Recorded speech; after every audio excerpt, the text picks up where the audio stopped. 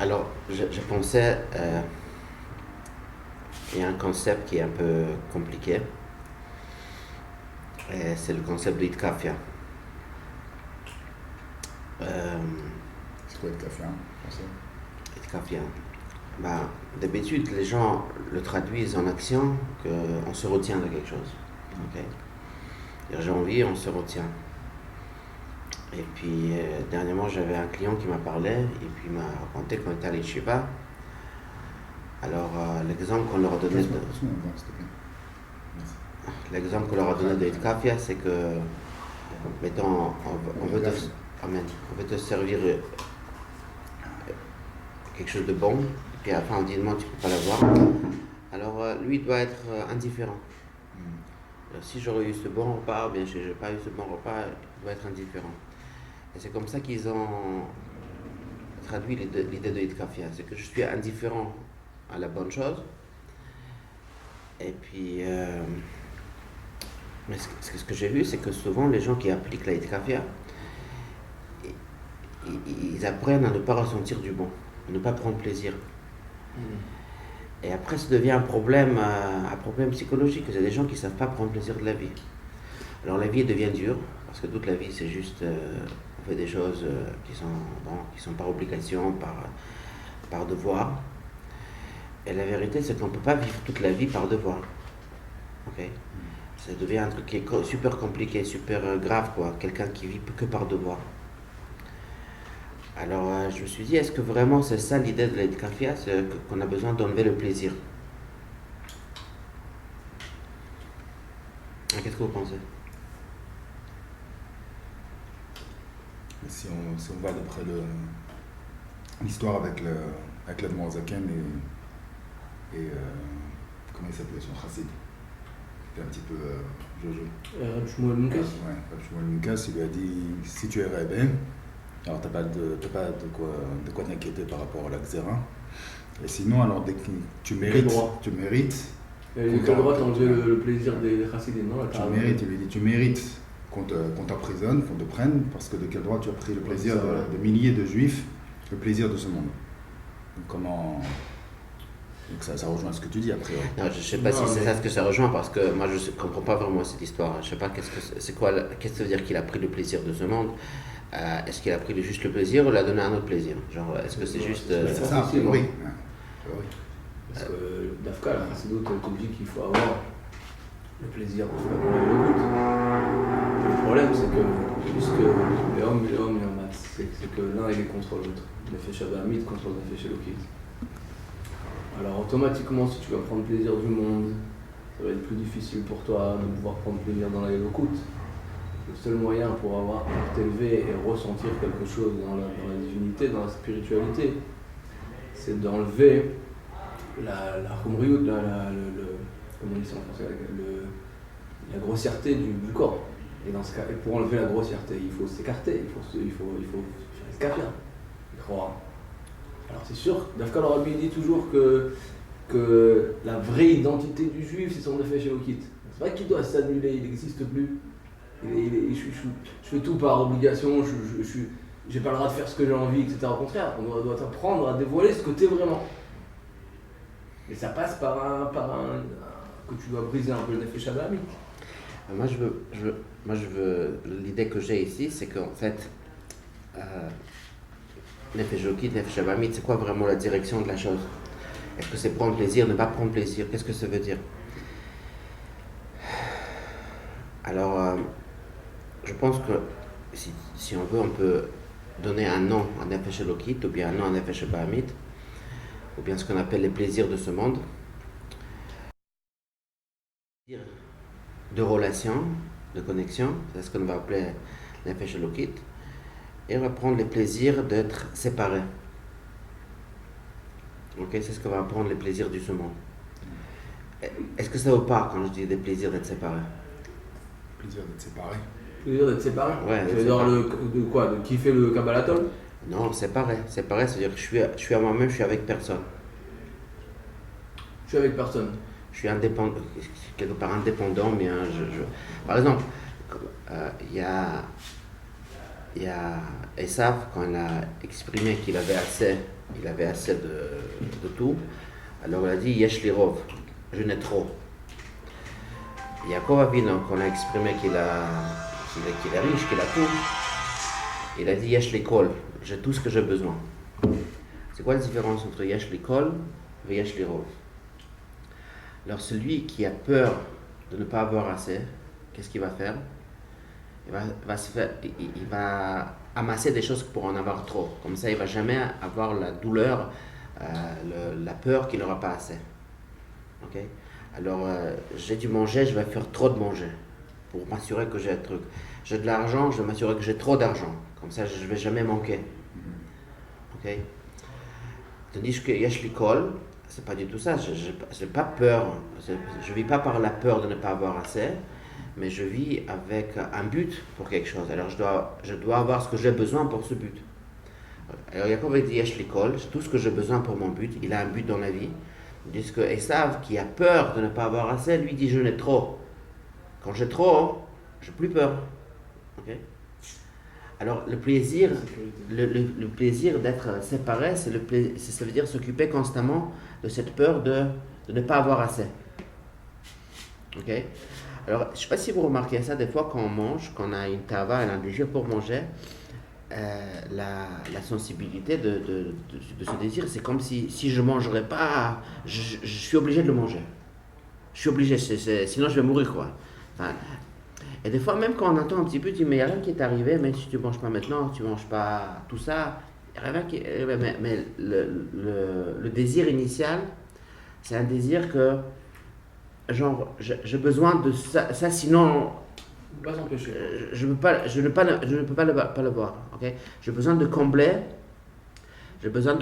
ce manque qui est peut-être un manque existentiel. Si je ne l'aurais pas, je vais mourir. Ça vous parle ça? Vous comprenez ça?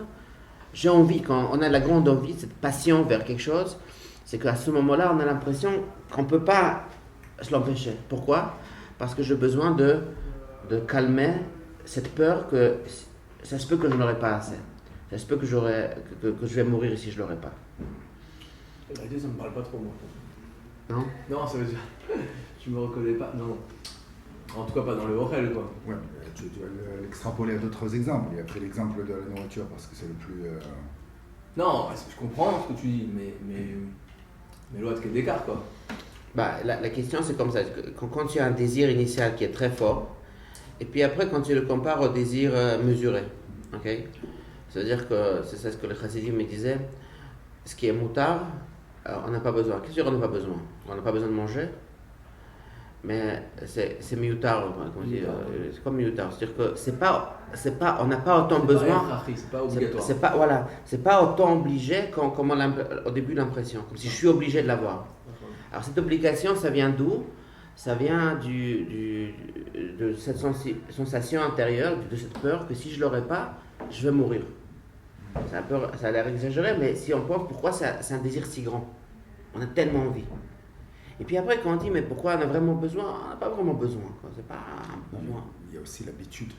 L'habitude, elle est tellement ancrée dans notre nature qu'on ne réfléchit même plus. Bah oui, mais c'est quoi l'habitude? C'est qu'on a l'habitude de regarder certains besoins comme un besoin qu'on ne veut pas s'empêcher. C'est exactement ça. C'est qu'on a l'habitude de vivre comme si c'est besoin et sans ça, je ne peux pas vivre. Moi, j'ai l'impression que les gens, quand ils sont devant la Ta'ava, c'est plus par habitude que par réflexion. Que sans non, ça, il n'y a personne qui fait cette réflexion. Cette réflexion, elle est inconsciente. Okay? Évidemment, c'est inconscient cette réflexion. Mais d'abord, tu dois savoir que le cerveau qui s'occupe de la peur, de la peur de survie, c'est un cerveau inconscient. C'est pas que je pense rien à ça. Okay? Mais c'est pour ça ce qui est épatant qu'une fois que par exemple, je mange pas ce que j'ai vraiment besoin, après quand je pense, j'ai pas tellement envie. L'envie, elle passe. Okay?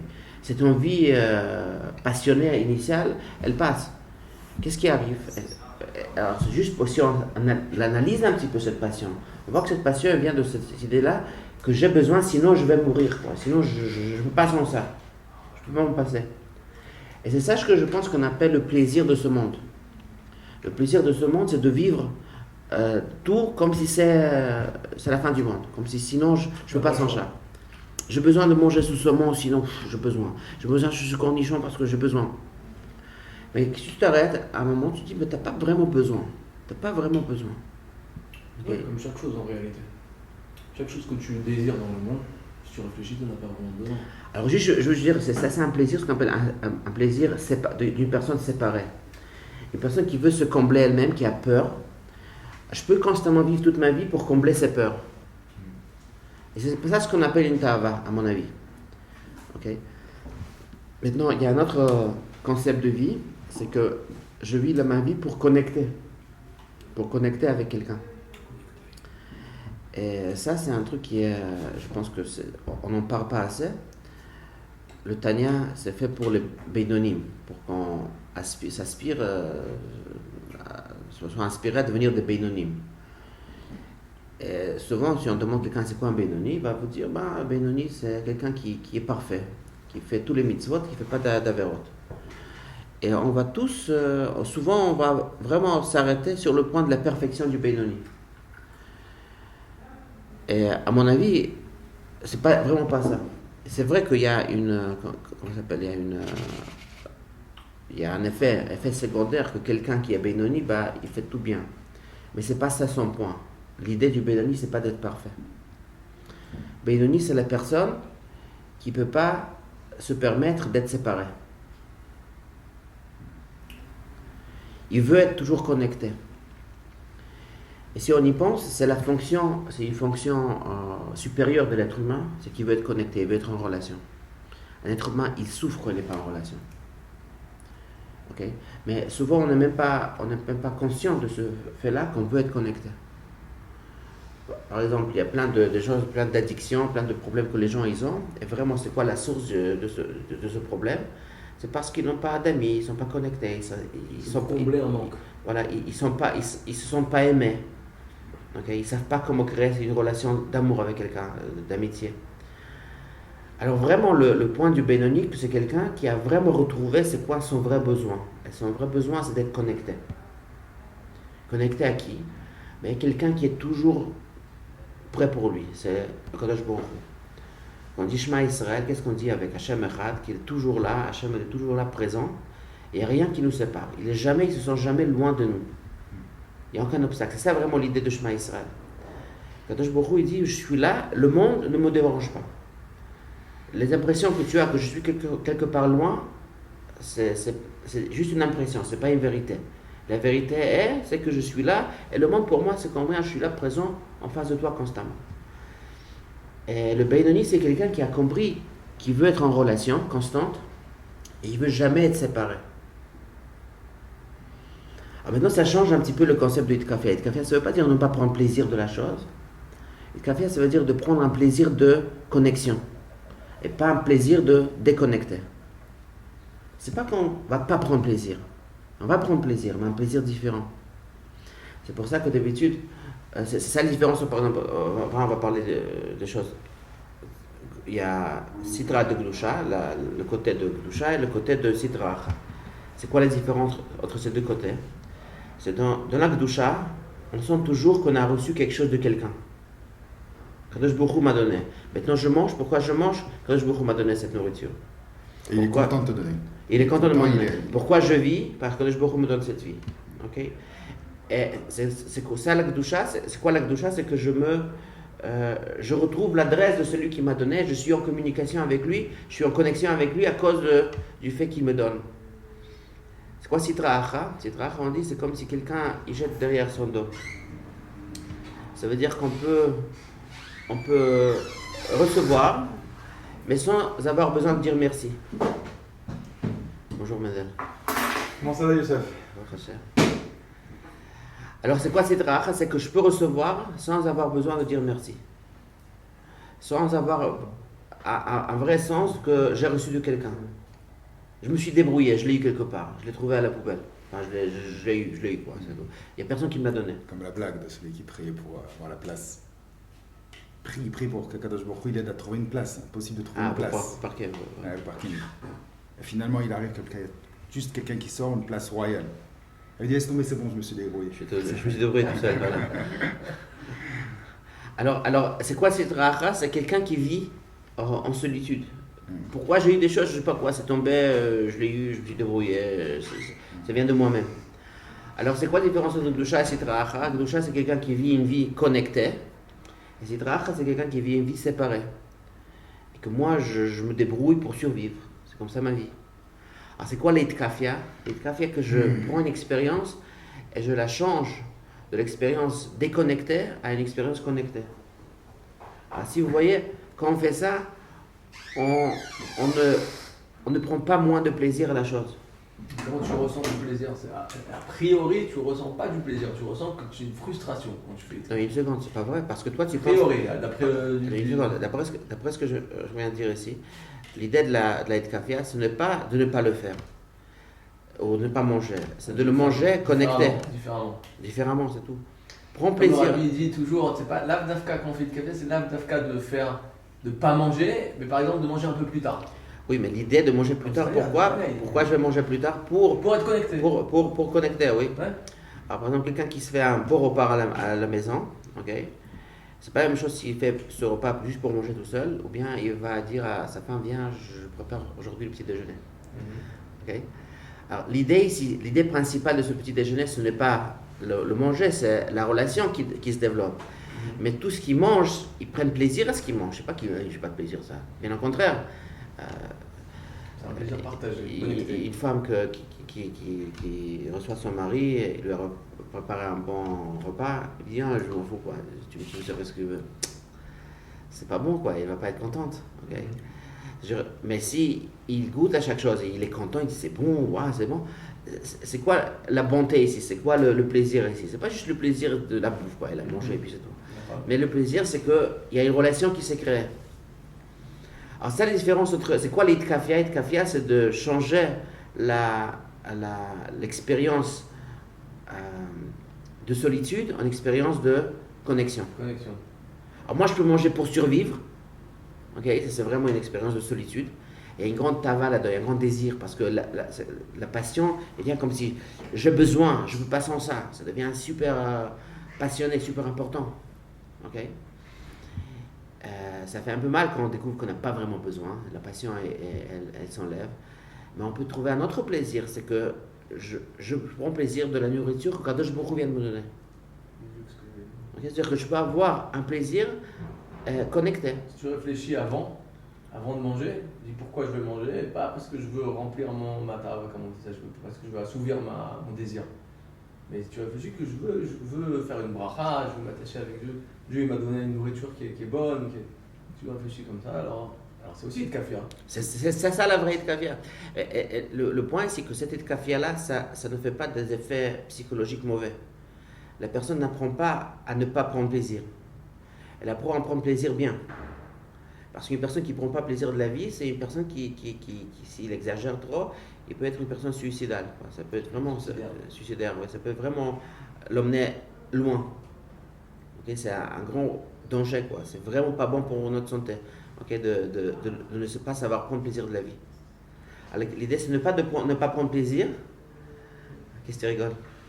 Non, c'est intéressant. Puisque j'ai écouté Shabbat une histoire sur. Il y avait un jour un chassid qui est arrivé, un chassid de Satmar qui arrive. Donc c'est après que le Rav. C'était au Famagen quand il a raconté ça. Quand Rav Yoel de Satmar il est niftar. Alors juste après que Rav Yoel de Satmar il est niftar, alors lui il a voulu essayer de trouver quelqu'un qui soit aussi kadosh pour pouvoir justement rentrer en connexion. Il est parti au Seven Sematim. Et là-bas il attend dans son queue, il se dit mais qu'est-ce que je fais ici? J'attends comme ça pendant des heures, etc. Et par-dessus le marché, il se retrouve juste derrière un hippie. Et donc ça arrive le tour du hippie, on est pas loin de Soukot. Et le rabbi, il lui dit au hippie, il fait un grand kavod, il lui dit ça serait un grand honneur pour moi si jamais tu m'honores de venir danser à Simchat Torah. Alors pour lui, ça fait trop de choses. Et il dit des gens comme ça avec des coucous et des jeans, etc., on les prend, on les balance par la fenêtre. Et là, le rabbi, il lui fait tout un kavod. Quand ça arrive son tour devant le rabbi, Alors lui, il dit ce que tu dis, tu es un chassid de Satmar. Alors je lui dis Achen. Alors il dit ah, dans ce cas-là, tu dois certainement étudier le Ismach Moshe. Il dit c'est évident. Il dit est-ce que tu te rappelles ce qui est écrit là-bas dans la Gemara? Il dit j'ai pas ça en tête. Alors il dit ouais, je vais te raconter. Il a dit à Rav Michael de Zdetchov, quand il est arrivé au Gan Eden, alors on a fait une très très grande Kabbalah Panim. Tous les tzadikim sont venus, etc. Ça a été vraiment tout un vrai événement. Et Rashi, il est venu voir le père de Rav Michael. Rabbi Michael. Michael. Et Rabbi Yitzhak. Et Rabbi Yitzhak. Et il a dit comment c'est possible que ton fils, on lui fait une tellement grande Kabbalah Panim. Alors il a dit c'est pourquoi mon fils, dès qu'il avait un petit peu d'argent dans la poche, il n'est jamais arrivé quand il est arrivé chez lui avec l'argent dans la poche. Tout l'argent qu'il avait, les petites pièces qu'il avait, il distribuait tout ce qu'il avait à la tzedaka. Alors je dis ok d'accord, très bien, c'est une très grande mala, mais on a d'autres personnes qui font ça. Ils n'ont pas eu une Kabbalah Panim comme ton fils. Il a dit non mais mon fils est spécial. Mon fils, de Shabbat en Shabbat, il jeûnait. C'est-à-dire toute la semaine il jeûnait, il mangeait que Shabbat. Alors Rachid, quand il a entendu ça, il a dit mais ça aussi j'en ai vu des grands tzadikim qui faisaient ça et qui n'ont pas mérité justement d'avoir une tellement grande Kabbalah Panim. Et la dernière chose que je peux te dire, c'est que mon fils, il faisait des balais de Tchouva. Et quand il a dit ça, alors Rachid a accepté. Et alors lui, il s'adresse maintenant au Chassid là-bas de Satmar, il dit nous aussi on fait des balais de Tchouva. Alors pourquoi je raconte ça? Parce que vous voyez qu'ils étaient Prouchim, c'est pas la des gens qui cherchaient à profiter de ce monde-là. Et de manière générale, lorsqu'on apprend la chassidoute, lorsqu'on apprend quand on tout ça, on dit il ne faut pas être né quand on soit sur la maison. Alors même si jamais on va se donner pas des circonstances, mais on va se dire on le fait pour Akadosh Baruch Hu, etc. Mais à Kalma, on va vraiment ressentir que c'est pour Akadosh Baruch Hu. Est-ce que lorsqu'on va manger un bon steak, on va dire je mange ce steak-là parce que j'ai envie qu'on soit de le connecter avec Akadosh Baruch Hu, mais concrètement le goût de la viande qu'on a et qu'on soit de ce plaisir-là, pas à chaque bouchée que je suis en train de manger, je suis en train de dire que je suis en train de servir Akadosh Baruch Hu quand je fais ça. Alors comment ça marche? Alors toi tu veux dire c'est que quelqu'un qui recherche une vraie connexion et il ne veut pas se mentir, il dit que des fois je ne vais pas le faire pour la connexion, alors des fois il vaut mieux qu'il n'en fasse pas, c'est ce que tu dis. Je réfléchis là-dessus. Non, moi je suis pas contre, mais d'abord en le sachant que c'est que l'idée c'est de ne pas prendre plaisir, mais c'est de prendre plaisir bien. Ah, si je ne sais pas bien prendre plaisir, peut-être je ne devrais pas prendre ce plaisir. C'est ce que tu dis. Et on n'est pas contre cette idée. Mais l'idée, c'est que je dois apprendre à bien kiffer. C'est quoi kiffer? C'est que à aimer la connexion. Et juste pour dire un petit peu de neurologie, psychologie, c'est que le cerveau qui vit par la peur, on appelle ça le cerveau reptilien, c'est le cerveau qui est justement derrière, ici. C'est le cerveau le plus primitif. On appelle reptilien, c'est comme des reptiles. Ouais. Et tout ce qu'il connaît, ce cerveau, c'est une seule sensation, c'est la peur. Alors il travaille comme un système binaire. Peur, pas peur. Peur, pas peur.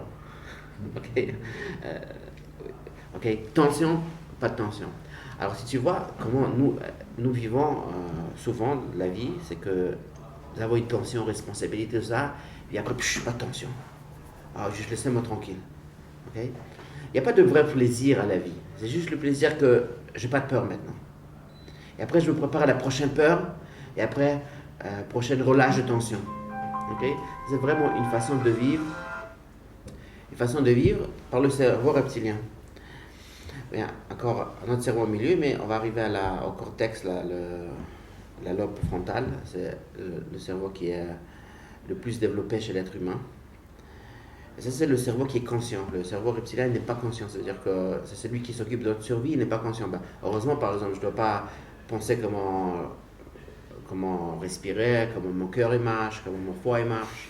J'ai un cerveau inconscient qui s'occupe de ça.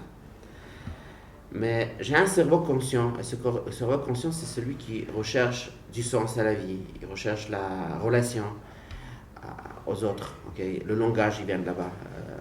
Apprendre à parler. Mais ça, c'est un cerveau conscient. Et ça, c'est le cerveau qui contient beaucoup plus de sensations que juste la peur. Ok. Mais c'est un truc qu'il faut développer. Ça veut dire qu'on n'est pas né. Naturellement, quelqu'un qui est né, on ne veut pas se faire du mal. C'est ça ce qu'on sait. Ok. Et on apprend très vite à ne pas se faire du mal. Toute notre vie, elle vient dans ce concept, je ne veux pas me faire du mal. Mais rechercher du bien, rechercher du plaisir, on ne sait pas comment le faire. C'est un travail conscient. Cette notion qu'on parle du Tzemach Tzedek, réfléchis bien, pense bien et ça va être bien. Alors d'habitude on l'explique comme une notion pour le futur. Genre tu vas penser bien et puis les choses bien vont t'arriver. C'est comme une fonction positive du cerveau, etc.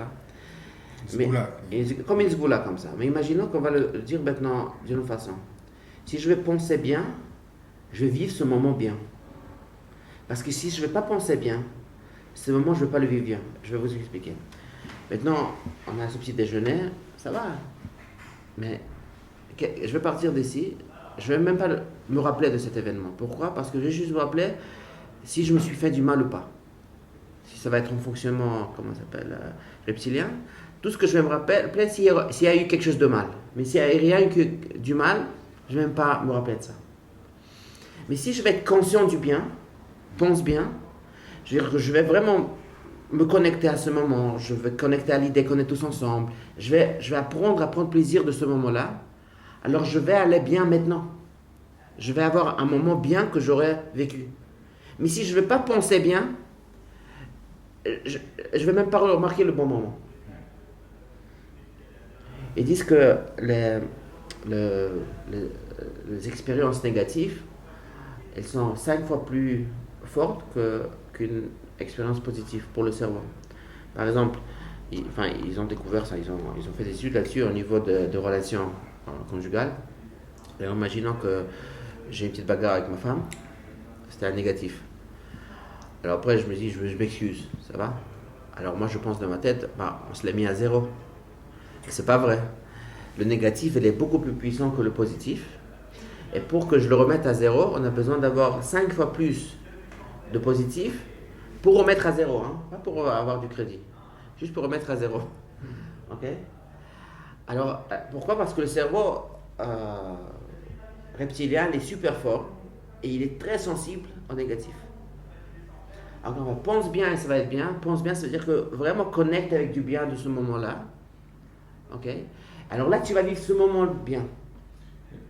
Paradoxalement à ça, il me semble avoir lu une étude qui disait qu'on se souvient davantage des bonnes expériences que des mauvaises expériences. C'est-à-dire que si jamais tu as une mauvaise expérience il y a une dizaine d'années, et une bonne expérience, tu vas te souvenir de la bonne expérience, mais l'expérience mauvaise, quelque part, c'est complètement dissipé. Je sais pas, je pense que le contraire. À un moment, il y a ces études. Ouais, c'est le contraire. Moi, je pense que le contraire, exact. Quand on a des traumas, c'est très souvent dans la vie, on a des choses on s'en rappelle. Je parle pas des traumas, je parle de mauvaise expérience. Mauvaise expérience, ça veut pas dire. Il y a des dingotes dans les traumas. Il y a des dingotes, mais je veux dire, de manière générale, on a tendance à se souvenir uniquement des bons moments et pas des mauvais moments. Et d'ailleurs, heureusement, parce que sinon, on ne pourrait pas le supporter. Non, si je comprends ce que tu dis, c'est qu'en fait, des fois, il y a des mauvais moments qu'on veut annuler. Alors le cerveau ne veut pas avoir mal, alors il veut l'annuler, alors c'est comme si on l'oublie. Okay? C'est aussi une façon de ne pas vivre le mal. Okay? Mais ce n'est pas pour autant de savoir vivre le bien. Alors il y a des gens qui vont parler de leur vie, oui, tout va bien dans ma vie, mais ils ne savent pas prendre plaisir de leur vie. Simplement, ils ont peur quelque part de nommer les choses négatives. Okay? Il y aura plein de gens, quand on va venir en thérapie, on va leur parler de choses, mais ouais, tout va bien, constamment tout va bien. Okay? Ce ne sont pas des gens qui savent vivre la vie, qui ne savent pas vivre des gens qui savent vraiment avoir plaisir, prendre plaisir de la vie. Simplement, ils annulent les choses négatives pour ne pas vivre le mal. Okay? Mais ça vient du même cerveau, okay, qui ne veut pas prendre conscience des choses. Oui, ça c'est la politique de l'autruche. Oui, c'est ça. C'est une autre façon de se déconnecter, okay? Pour ne pas ressentir. Alors ce que je suis en train de dire là, c'est que nous avons vivre le moment bien, positif, c'est une avoda. C'est pas naturel. Naturellement, on va juste vivre les moments négatifs. Ok? D'une façon ou d'autre. Ou bien on va vivre les moments plats. Ils sont comme ça, tout va bien, c'est comme ça plat. Il n'y a pas de vrai plaisir. Et de prendre plaisir de la vie, c'est une avoda. Alors, Itkafia, c'est pas juste l'idée ne prend pas plaisir. C'est comme si, imaginons maintenant, on va parler au cerveau reptilien. Alors moi je veux manger quelque chose de bien, et puis j'ai appris le Tanya, faire de kafir, je dis ben mince, si j'ai mangé ce truc-là, alors je vais m'identifier comme quelqu'un de négatif. Je veux pas faire négatif. Alors je vais me sauver de cette douleur, et je ne veux pas prendre plaisir. D'où c'est venu? Par cette peur, ok? Pour cette peur de survie, par cette peur où je suis tout seul. Je veux juste survivre. Mais juste un instant, pourquoi tu dis que ça vient du cerveau reptilien? Ça provient aussi peut-être d'une réflexion qui peut provenir soit de l'hémisphère droit ou de l'hémisphère gauche du cerveau. Ça peut venir d'ailleurs. C'est pas obligé que ça vienne du cerveau reptilien. Et d'ailleurs, quelqu'un qui veut manger par exemple une glace, il n'a pas peur de manger la glace. Au contraire, lui, il voudrait la manger. Mais étant donné qu'il a étudié justement le Tanya qui nous dit qu'il ne faut pas se laisser tenter par la tentation, se laisser envahir par la tentation, donc il dit je résiste. Mais cette résistance-là, elle ne provient pas du cerveau reptilien. Non, mais la peur, c'est d'être identifié à quelque chose de pas bien, à faire quelque chose de pas bien. Pourquoi la peur? Je fais une avoda de pas manger. Non, la peur de prendre plaisir dans la glace. Pour toi, ça serait s'identifier. Est-ce que tu as appris dans ta niaque que c'est pas bien de faire ça? Moi, je suis en train de dire, Mendel, comment ça a l'air si on va juste suivre le cerveau reptilien. Ah, d'accord. Okay. Dans le cas où. Ouais. Il y avait une histoire comme ça. Mendel Futterfass, il était à un mariage, il servait la bête de petit four, je sais pas quoi. Il y avait un grand Rochiva qui lui a servi ça, et puis il a pensé prendre, et puis il a dit non, je ne vais pas prendre. Le Mendel était un peu sarcastique, il a dit qu'il avait deux tavot qui sont battus, la tava pour le petit four et la tava pour le kavod. Il dit la tava pour le kavod, elle a gagné. Okay. Alors, ça, c'est vraiment la perspective du cerveau reptilien. J'ai peur de paraître mal parce que j'aurai des mauvaises conséquences. Et juste, je suis en train de mesurer quelle conséquence est plus mauvaise. Okay. C'est vraiment le cerveau reptilien, c'est juste une façon pour s'échapper d'une douleur. Okay. Même de vouloir manger le petit four, ça vient aussi de ça, que je ne veux pas avoir la douleur d'avoir envie. Okay. Alors c'est pour ça que je veux le manger. Mais après, je vais paraître mal. Alors, je suis en train de vérifier dans mon cerveau quelque part, inconsciemment, quelle douleur va être plus grande pour moi. Okay. Tout ça, ça n'a rien à voir avec le concept de prendre plaisir, qui est consciente. Okay. Et prendre plaisir, c'est dire, je veux avoir du sens à ce que je fais. Je veux être connecté quand je fais ça. Ça, c'est vraiment le vrai être humain qui paraît ici. Okay. Alors, maintenant, quand je mange, je vais penser pourquoi est-ce que je mange. Qu'est-ce que je vais aboutir à ce manger. Est-ce que je vais juste manger pour ne pas mourir? Est-ce que j'ai besoin de manger en tente pour ne pas mourir? Okay. Est-ce que c'est ça tout le but de ce que je fais? Alors, je vais commencer à vraiment le cerveau là, qui est pas le cerveau reptilien, le cerveau, disons, humain, quoi. On appelle ça le cortex, le néocortex, c'est comme ça que ça s'appelle. C'est quelque chose qu'il faut développer. Ça ne vient pas tout seul. C'est quelque chose qui vient par une avoda consciente. Alors moi, j'ai compris comme ça que quand le rabbi dit, dans le Hatat Tetzavet, il dit un truc qui est très très puissant. Il dit comme ça, qu'en fait, naturellement, quelqu'un, il s'éveille son etzem, son vrai soi, juste quand il est oppressé. Quand on n'est pas oppressé, le vrai etzem ne sort pas. Maintenant, je peux même expliquer ça. Pourquoi? Parce que le etzem, c'est le vrai moi. Et moi, j'ai peur de révéler le vrai moi. Peut-être je vais me faire humilier, peut-être quelqu'un qui va se moquer de moi. Okay? Alors, habituellement, je le cache. Okay? Mais des fois, il y a des moments où je ne peux pas. Je m'en fous de ce qu'on va me faire parce que je me bats pour mon existence. Mon etzem sort. Alors, c'est ça l'idée de Katit le Maor, que d'habitude, il faut prendre une olive, il faut la casser. Comme ça, c'est l'huile qui sort, la lumière qui sort.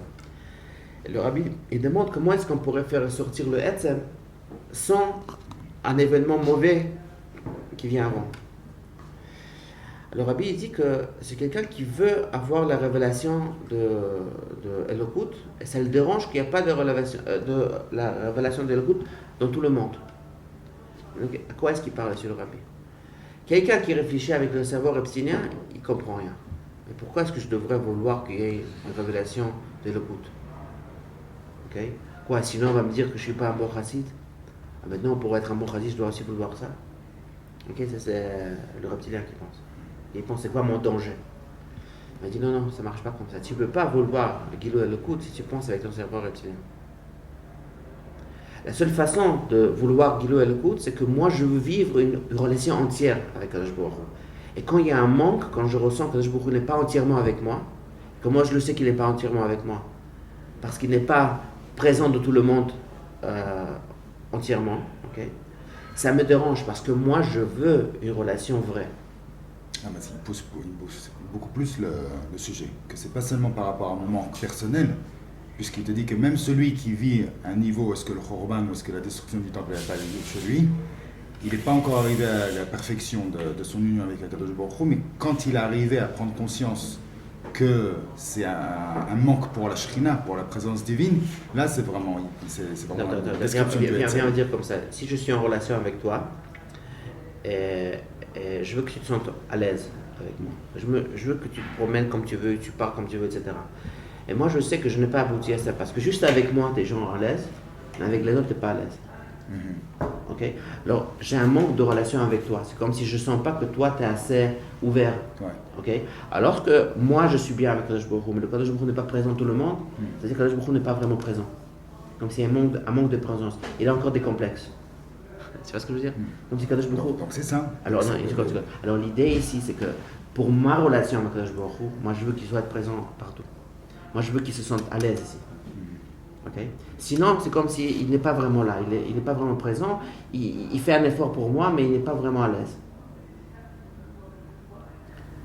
Alors le point ici, c'est que Atat Tetzaver, vouloir Mashiach, vouloir Gilou Elokout, c'est vraiment vouloir vivre cette vie qui a du sens. Ça va prendre plaisir à ça. Une vie de relation, une vie connectée. On ne peut pas le vouloir par peur. On doit le vouloir parce qu'on doit apprendre à penser bien. À penser c'est quoi le kiff de la relation. Comment je ne peux pas vivre un moment sans relation. Okay? Et maintenant on voit que la avoda du Beinoni, ce n'est pas juste une avoda d'être parfait. La perfection, l'idée de la perfection, ça vient du savoir reptilien. Genre si je vais être parfait, alors je vais être aimé. Ou bien on ne va pas m'abandonner, on ne va pas me rejeter. Okay? C'est pas du tout ça la perfection. L'idée du Beinoni, c'est que c'est quelqu'un qui apprend à vivre une connexion. Il ne veut surtout pas vivre un moment sans connexion. Tu vois, dans Père Kudal, c'est écrit clairement. Il se dit, je ne veux pas être rachat, je ne veux pas être déconnecté, même pour un moment. Je ne veux pas vivre une vie qui est vide de connexion. Alors c'est quoi l'itkafia? C'est pas l'idée de ne pas prendre plaisir, c'est prendre plaisir à la bonne chose. Et dans ce cas-là, ce serait quoi Itafra? Si Itafia, c'est justement vivre cette relation et prendre plaisir, Itafra, ce serait quoi? Quand quelqu'un qui vit le plaisir de la connexion, ça ne veut pas dire qu'il n'a pas un côté de lui qui ne veut pas vivre la connexion. Okay? Il y a toujours chez nous un aspect de nous qui n'est pas... C'est pas évident de le faire. Et je ne suis pas entier, je ne suis pas entièrement dedans. Itafra, c'est quelqu'un qui est entièrement dedans. Okay? Il y a une partie de nous qui va se dire tout le temps, qui va nous dire que toi, quand tu fais Taït Kafia, quand tu vis une relation, tu t'occupes pas vraiment de ma sécurité. Il y a une partie de nous qui va nous le dire. Okay? Aujourd'hui, dans le monde business, etc., on dit toujours à quel point les relations entre les gens, ça devient plus important. C'est pas vraiment quel doctorat tu as eu, quelle éducation tu as eu, mais beaucoup va dépendre de la relation entre les gens. Donc une partie de moi ne va pas faire confiance à ça. Et non, c'est pas ça qui compte. Ce qui compte, c'est quelqu'un qui a, de l'astuce, quelqu'un qui a plus d'argent. C'est pas vraiment ça qui compte, comment tu connectes avec les gens. Okay? Il y aura une partie de moi qui ne va pas croire dans ce concept-là.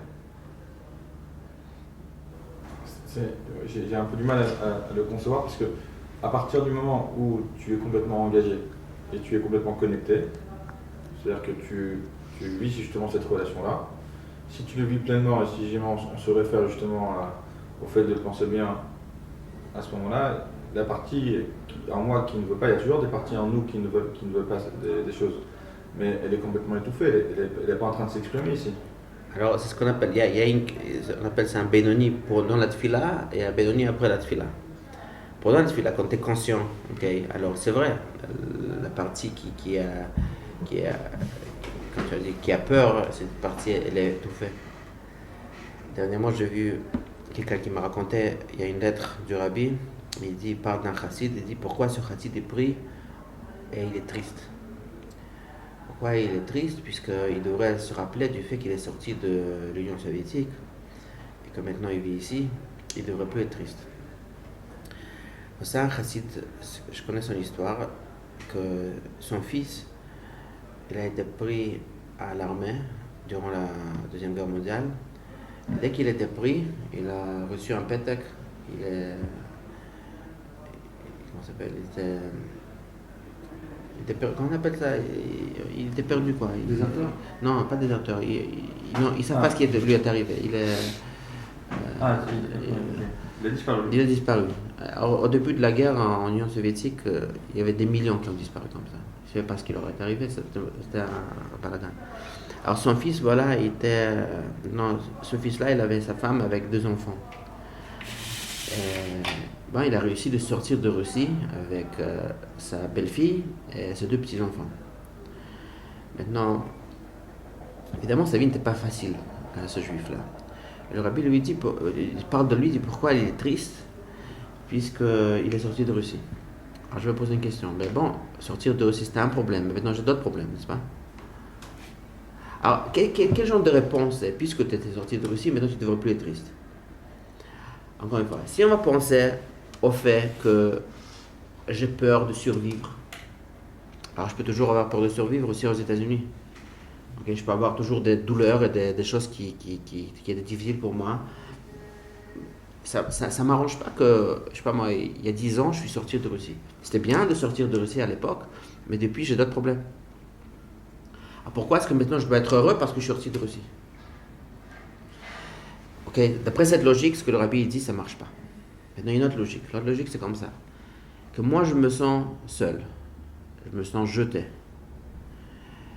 Ma vie, elle est là, je vis une vie, mais il n'y a personne qui m'écoute, il n'y a personne qui s'occupe de moi. Il y a un miracle qui est arrivé, je suis sorti de Russie. Alors cet événement devrait me rassurer, me rappeler que je ne suis pas tout seul. Alors une fois que on me rappelle que je ne suis pas tout seul, n'importe quoi qui m'arrive, je devrais savoir que je ne suis pas seul et que je n'ai pas à être triste. Tu comprends la différence? Si c'est juste pour me sauver constamment, j'ai besoin de me sauver jusqu'à ma mort, quoi. Que quelqu'un qui me sauve, qu'il y a quelque chose qui m'arrive, j'ai besoin toujours des assurances. Oui, mais ça va bien quand c'est un événement, devant un événement qui est négatif, ou 2 événements négatifs, mais quand c'est la majorité de la vie d'une personne qui est dans la souffrance et dans le manque, c'est pas évident de se consoler juste par un événement positif, même si grand soit-il. Tu as raison, c'est pas évident, mais c'est ce que parce que la sensation, on a dit, est plus forte dans le mal que dans le bien. Bien sûr, je suis d'accord, je n'ai pas dit que c'est pour ça que je dis à Mendel, ce que Mendel a demandé, c'est quoi la différence entre Kaf et Tapra? Dans la Kaf, je fais ça en donnant vraiment de la place au sens que je ne suis pas seul, ok? Et il y a une partie de moi qui va dire, mais t'es fou, pourquoi tu fais confiance? Pourquoi tu es content? Tu devrais vraiment t'occuper de toi-même. C'est pas qu'on s'occupe pas de soi-même, on s'occupe de soi-même en sachant que je suis pas seul. C'est ça la différence. Et Tapra, c'est quelqu'un qui n'a même pas ce doute. Il n'a pas ce doute du tout. Ça lui vient pas à l'esprit. Quoi, j'étais fou, je suis seul, je suis pas seul. Ok? Alors Itkaf, il y a tant que j'ai un côté de moi qui veut être séparé, qui a peur, ok? Alors j'ai besoin de faire la guerre quelque part avec cette partie de moi, de dire non, n'aie pas peur, t'es pas tout seul. Ne vis pas ta vie par la peur. Une autre question, cette partie justement de moi qui a peur, comment, parce que là ce qui se passe, c'est que lorsqu'on est connecté, alors on a une sensation de bien-être. Cette sensation de bien-être, quelque part, elle devrait donc rappeler à la partie qui a peur, attention, j'ai fait cette connexion, aujourd'hui j'ai une sensation de bien-être, donc c'est quelque chose qui est positif. Quelque part, on devrait raisonner cette partie qui a peur, en disant attention, n'aie plus peur maintenant. Parce que maintenant on a une expérience, qu'à chaque fois que je vais faire cette chose-là, et ben, au lieu de me retrouver dans une situation inconfortable, on se retrouve dans une situation au contraire dans laquelle on sent un bien-être. Donc cette partie du cerveau qu'on appelle les reptiliens qui a peur, elle devrait être réconfortée, dire bon, ok, maintenant j'ai l'expérience qu'à chaque fois que cette situation va se présenter, finalement je vais bien la vivre, du coup je n'ai plus à avoir peur. Donc si c'était le cas, comment ça perdure ce cerveau reptilien et cette sensation, comment elle peut perdurer? Comment elle peut quoi? Elle peut perdurer dans le temps, c'est-à-dire que pourquoi le cerveau reptilien, quelque part, il n'est pas calmé, il dit ah c'est bon, à partir de maintenant, j'ai compris que j'assimile cette expérience à une expérience positive et donc j'ai plus peur, je suis guéri. Alors, moi je pense que je veux te donner l'exemple des angoisses. Alors c'est quoi une angoisse? Une angoisse, c'est souvent cette expérience qu'on a que comme si on se stimule pour la vie avec une peur de survie. Et fais ça, sinon quelque chose d'horrible va arriver. Et je dois aller à la banque, j'ai une angoisse, c'est comme si ma vie dépend de ça. Okay? Quelqu'un qui souffre des angoisses, c'est une grande souffrance des angoisses, mais c'est quelqu'un qui vit constamment, souvent il vit des moments de survie, comme si c'est entre la vie et la mort. Et une fois qu'il comprend c'est quoi le point qui le remet dans cette histoire, il y a toujours un point, un thème spécifique qui remet la personne dans cette angoisse. Ce qu'il devrait faire à la personne, c'est de se rassurer. Mais il ne doit pas se rassurer juste quand il a l'angoisse. Il doit apprendre à se rassurer entre les angoisses. Okay? Alors, quand tu parles de ce yetzer, de ce cerveau reptilien qui veut la survie, qui a peur, c'est pas durant la peur que tu vas le calmer. C'est pour ça que de prendre plaisir de la vie et de voir qu'on n'est pas seul dans la vie, il faut le faire constamment. Et quand on le fait constamment, cette peur elle va diminuer. Pas tout de suite. La même chose quand on travaille sur une angoisse. La personne elle peut avoir une prédisposition d'angoisser, mais au début il angoissait. Chaque matin il se levait avec une angoisse. C'est comme ça que ça marche les angoissés. Il se lève chaque matin avec une angoisse. Il court, je pense, c'est des choses. Et donc non, ça lui arrive des fois, mais c'est pas constant. Mais quand on travaille sur l'angoisse, quand on travaille sur la peur, entre les peurs. Ok? Et c'est quoi? Ça va être la qualité de ta vie entre les peurs. C'est-à-dire que, est-ce que moi je peux prier? C'est quoi prier? C'est vraiment d'instituer chez toi cette notion-là que je ne suis pas seul. Ok? Et puis nous avons 3 prières. Ok? Tout ce que tu fasses, connecte ça avec je ne suis pas seul. Il y a des choses qui m'arrivent, je vois, je pratique, ok? Je ne suis pas seul. Ok? Et je dirais même plus que l'Admor Azaken dit quelque part que quelqu'un qui a un mauvais événement, quelque chose de mal qui lui est arrivé, il y a un bon ami qui vient le voir, alors il lui dit que ça le soulage. C'est comme si ce que l'Admor Azaken dit, que la vraie douleur de la personne, c'est pas le mal qui lui arrive, le manque de sécurité, mais le sens de solitude qui lui arrive à ce moment-là. Ok? Qu'est-ce qui m'arrive? Quand j'ai du mal qui m'arrive, qu'est-ce que je pense? Maintenant je suis un loser, je suis quelqu'un qui ne sait pas gérer sa vie, j'aurai plus d'amis, quoi. Je vais perdre mon statut, je vais plus être aimé. Okay? On se sent seul, c'est la solitude. Mais s'il y a un vrai ami qui vient nous voir à ce moment-là, qui s'en fout de notre statut, qui est vraiment un bon ami, alors ça nous renforce. C'est comme si ce qu'il disait que la vraie peur de la personne, de tout ce qui lui arriverait, c'est de se retrouver seul et nul, quoi. De ne pas être à la hauteur de l'amour de quelqu'un. Okay? Alors ça c'est la vraie, on dirait que c'est vraiment la vraie base, la vraie source de la peur de survie que nous avons. Et c'est quelque chose qu'il faut se l'entraîner constamment. C'est-à-dire il faut constamment se retrouver à aimer et vouloir ne pas être seul. À aimer et vouloir avoir ce concept de quelqu'un qui nous aime vraiment. Une dernière petite chose. Aujourd'hui, donc, on a compris que Itkafia, c'était justement le fait de pouvoir connecter, c'est pas se priver. Mais prendre plaisir à la connexion. Ouais. Voilà, prendre plaisir à la connexion. Comment se fait-il que les chassidim d'antan, ils avaient une autre approche complètement? Pourquoi ils n'ont pas réussi à comprendre ça? Ou, on va dire peut-être qu'ils avaient une avoda différente, ou peut-être le... Mais qu'est-ce qui fait qu'en fin de compte, ils n'ont pas épousé cette ligne de conduite? D'abord, je ne sais pas si c'est vrai. Tu sais qu'avant, chez Chabad, tu voulais dire sur quelqu'un un gros mot, tu lui disais t'es un nifrad, t'es un séparé. C'est comme ça que c'était. Vraiment, quand j'étais à l'Yeshiva, il y a encore les Bachurim qui imitaient les vieux chassidim, alors ils disaient t'es un nifrad. Ok. Et moi je me dis, qu'est-ce que Nifrad, c'est quoi son truc ici? T'as Nifrad, ouais. Farouche. Alors c'était chez les Chassidim, c'était vraiment, c'est pour ça Avat Israël qu'il y avait chez les Chassidim. Et ça, bon, j'ai vécu un petit peu à Montréal. Et quand tu vois les vieux Chassidim qui étaient ensemble, n'importe quel était leur statut, il y avait des riches, il y avait des pauvres, ils étaient comme des frères. Donc un chassid, vraiment, dans son concept, c'est quelqu'un qui savait connecter.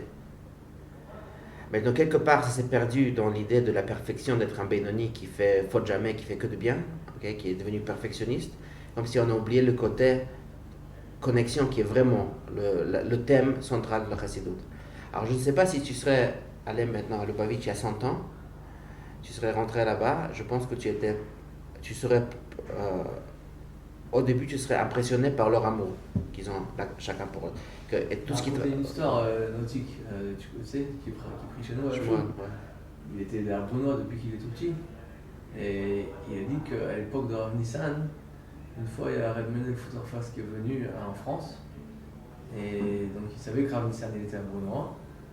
Il savait qu'il y avait Yeshiva là-bas, il est passé à la Yeshiva. Il a fait une escale, je sais pas, il est passé par la France.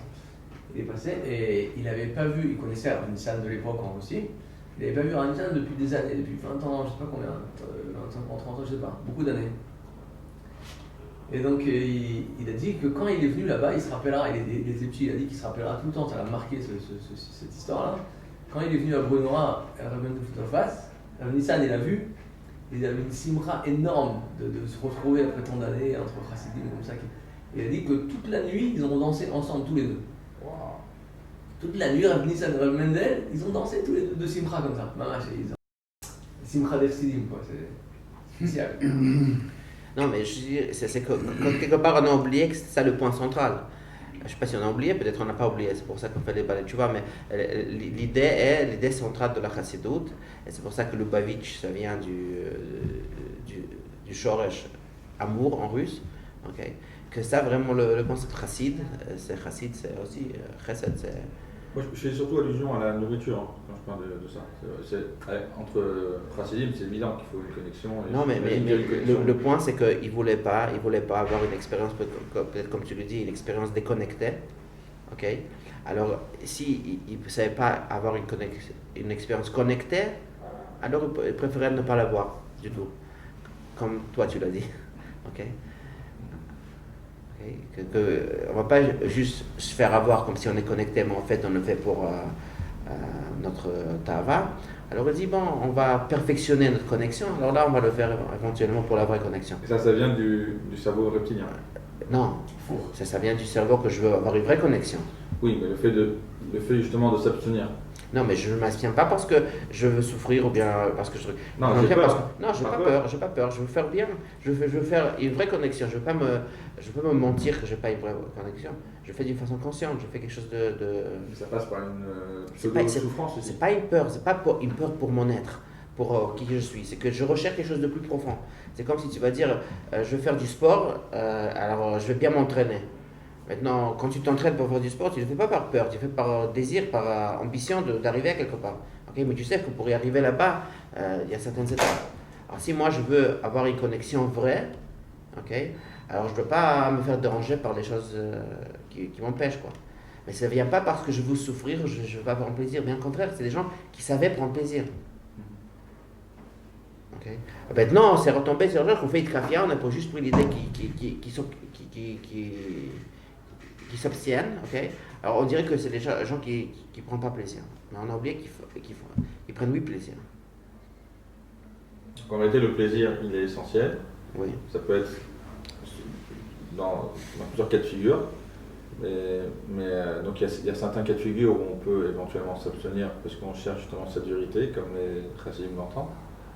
Mais ne pas perdre de vue que cette connexion-là, elle est vraiment primordiale en fait. Ouais, on dit que Yom Kippour c'est la journée de la plus haute connexion. Et pourquoi est-ce qu'on s'abstient de plein de choses Yom Kippour? Parce que ces autres plaisirs pourraient nous déranger à ce plaisir profond. C'est-à-dire que Yom Kippour, ce n'est pas une journée de souffrance, c'est une journée de grand plaisir, mais il est tellement profond ce plaisir qu'on ne veut pas le déranger par un plaisir Futile. Voilà, pas futile, mais moins essentiel. Moi, je pense que l'être humain, c'est ce que vient de dire que le lobe frontal, c'est pas un accessoire hors de nous. Ça fait partie de nous. C'est l'être humain qui est en nous. Ok. Et c'est ce que c'est écrit que Havaya Elokeinu. Alors Havaya, c'est Kochenu v'chayoteinu. Tu connais ce concept? Ça veut dire quoi? Havaya Kochenu v'chayoteinu. C'est-à-dire que le désir d'être en relation avec le etzem de l'autre, ce n'est pas un truc qui est inaccessible pour moi, mais c'est quelque chose qui fait partie de mon être. Okay. Alors regarde, je peux te parler, toi, et toujours parler à toi dans tes intérêts. Moshe, tu as intérêt de faire ça parce que tu auras un tel intérêt de ça, alors je vais toujours rechercher l'intérêt. C'est-à-dire que je vais te parler toujours en te disant qu'il y a un intérêt pour le faire.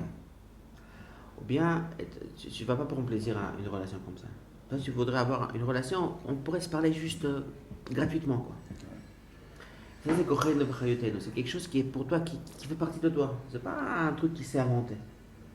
On veut pas vivre juste une vie calculée. Calculée, c'est-à-dire avec des calculs d'intérêt. On veut vivre une vie où on connecte avec quelqu'un vraiment. C'est pas un ridouche pour l'être humain. Ça fait partie de l'humanité. Quelque part, si tu le réalises pas... Ça fait partie de nous, mais c'est quand même un instinct qui est très étouffé. Pas vraiment. Simplement... À l'extérieur, tu vois que la majorité des gens, quand tu leur dis bonjour, c'est qu'ils ou tu les embêtes. Alors il faut apprendre, la question c'est comment apprendre à parler à l'être humain pour toucher l'être humain en lui. Okay? Et puisque d'habitude on ne nous parle pas de ça, on ne parle que de nos intérêts, okay? Alors tu ne réalises même pas qu'il y a un concept. Tu parles à un enfant et tu lui dis fais ça, je te donne après un bonbon, si tu ne fais pas ça, je te punis. Okay? C'est à moins de résultats de lui parler comme ça que si tu lui dis écoute, ça me ferait plaisir si tu ferais ça.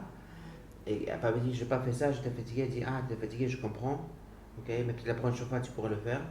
Cette façon de parler, qui est une communication humaine, où il n'y a aucune punition qui vient avec, juste la connexion, elle va être beaucoup plus efficace que la conversation où il y a eu un Srava Onesh. Mais le Chor Srava Onesh, c'est comme ça qu'on fonctionne. Non, c'est pas vrai. Ok, c'est-à-dire, c'est pas vrai de dire ça. C'est parce que nous, on est formés. Comme si tout ce qui marche, c'est juste les intérêts. C'est pas vrai. Les êtres humains, ils veulent être humains.